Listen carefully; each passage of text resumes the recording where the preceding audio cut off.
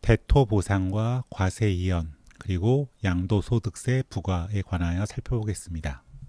기존 토지를 1억 원에 취득했습니다. 근데 이 토지 있는 구역에 택지개발 사업이 진행됐고요.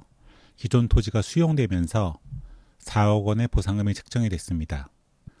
그러면 이 4억 원을 현금으로 받을 수도 있고 다른 땅으로 대체할 수도 있는데요. 이 경우에는 보상금을 안 받고 다른 토지 취득하는 거, 그러니까 즉 대토보상을 받기로 하고 계약을 체결했습니다. 새로 취득하는 토지의 가격은 5억 원으로 평가가 됐습니다. 그러면 1억 원을 더 내야겠죠. 그리고 나서 어느 정도 사업이 진행되고 나서 대토에 관해서 소유권 이전 등기가 됐고요. 그리고 좀 시간이 지나서 대토를 매각해서 10억 원을 받았습니다.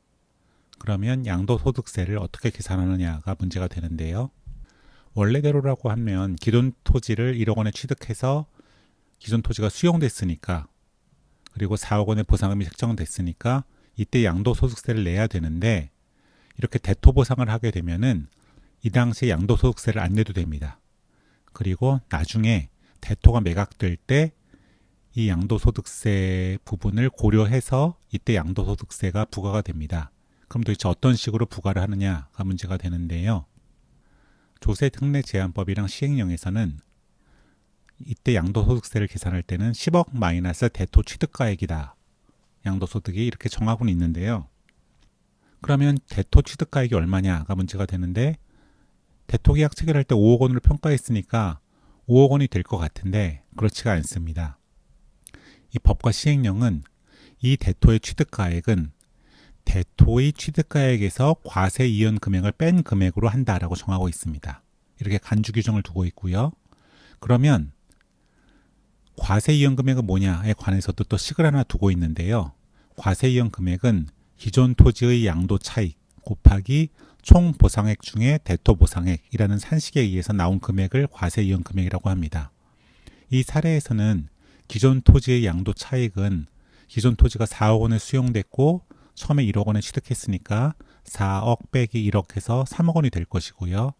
그 다음에 총 보상받은 게 4억 원인데 몽땅 다 대토로 보상받았죠. 현금 보상을 안 받았죠.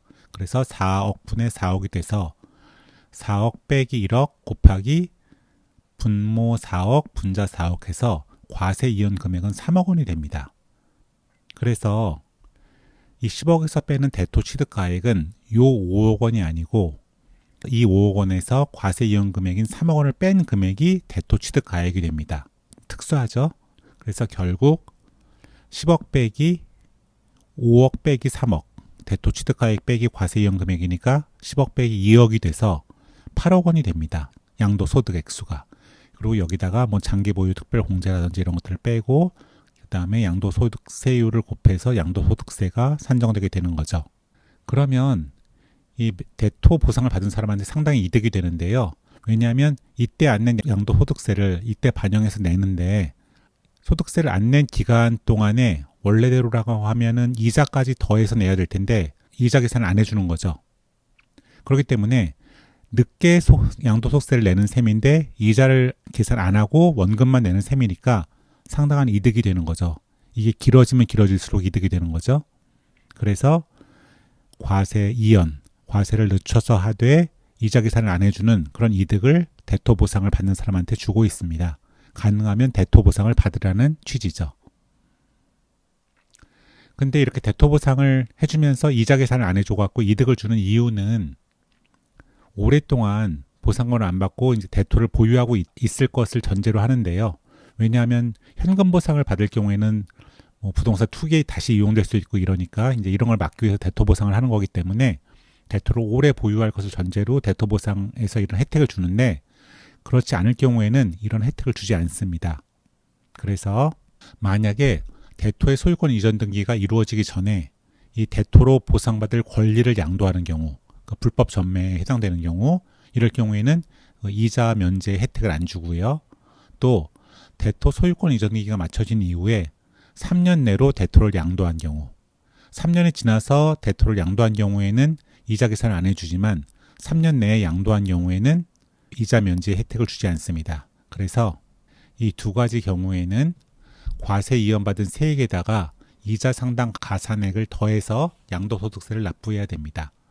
조세특례제한법 시행령 73조 사항 2호가 이렇게 정하고 있습니다. 근데 이제 조금 복잡한 문제가 생기는 게요. 그럼 이런 양도소득세 채권의 성립은 언제 되는 거냐가 문제가 되는데,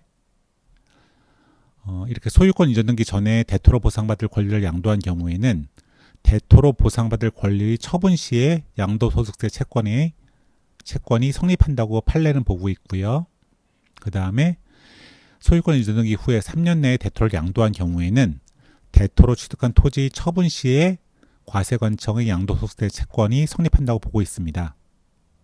그러니까 이때 양도소득세 채권이 성립하고 이때 성립한다고 보고 있습니다.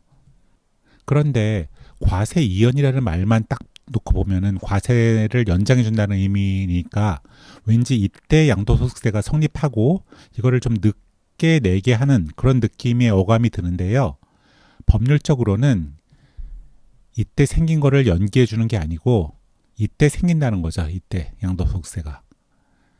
그래서 과세 이연이라고 이제 말만 들어보면은 일단 성립한 것을 이때 일단 성립한 것을 납부를 늦게 하도록 해준다는 그런 의미의 어감이 있는데요.